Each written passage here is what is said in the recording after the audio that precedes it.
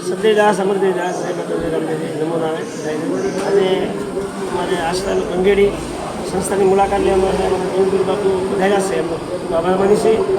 અને સંતો જ્યારે પધારે તે આનંદ થાય, કેમ કે ઈશ્વરનું રૂપ કહેવાય છે.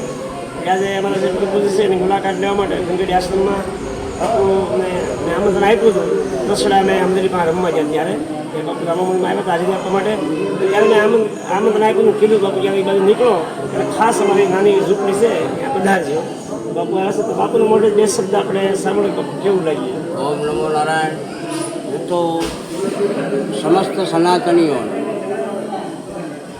જાણ કરવામાં આવી કે સંસ્થાઓ હાલતી હોય જેની પાછળ કોઈ નથી, તો આવા કોઈ વિનુદાસ બાપુ જેવા સેવા કરતા હોય.